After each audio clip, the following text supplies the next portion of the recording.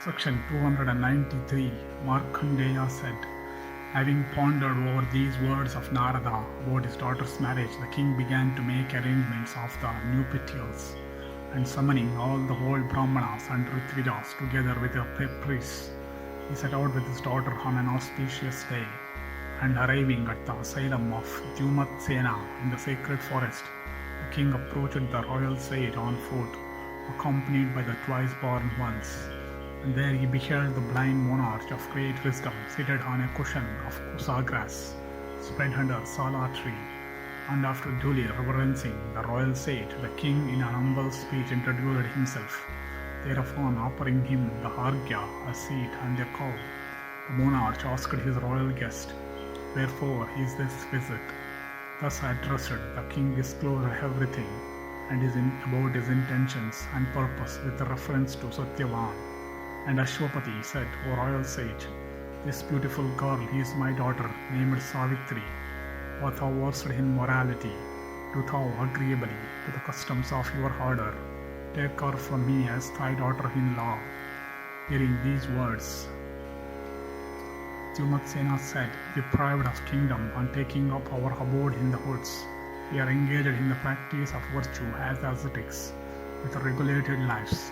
Unworthy of a forest life, how will thy daughter, living in the Sylvan asylum, bear this hardship?" Ashwapati said, "When my daughter knoweth as well as myself that happiness and misery come and go without either being stationary, such words as these are not fit to be used towards one like me. O king, I have come hither, having made up my mind. I have vowed to thee from friendship. It behoveth thee not, therefore, to destroy my hope.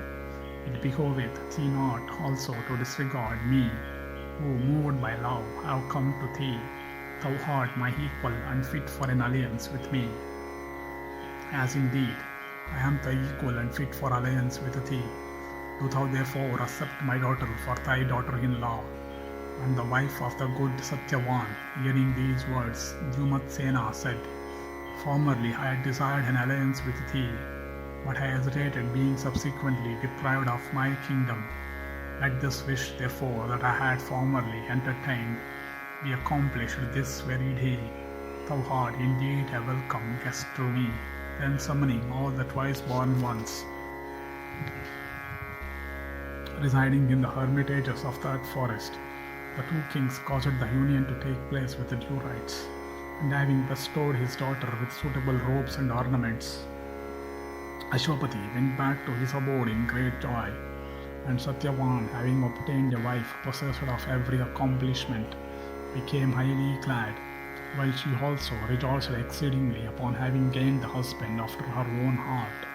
And when her father had departed, she put off all her ornaments, and clad herself in barks and clothes dyed in red, and by her services and virtues, her tenderness and self-denial, and by her agreeable offices unto all, she pleased everybody, and she gratified her mother-in-law by attending to her person and by covering her with robes and ornaments.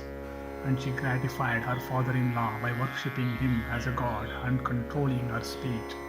And she pleased her husband by her honeyed speeches, her skill in every kind of work, the evenness of her temper, and by the indications of her love in private. And thus, O Bharata, living in the asylum of those pious dwellers of the forest, they continued for some time to practice ascetic austerities. But the words spoken by Narada were present night and day in the mind of the sorrowful Savitri. Thus ended section 293 in the Pativrata-mahatmya Parva of the Vana Parva.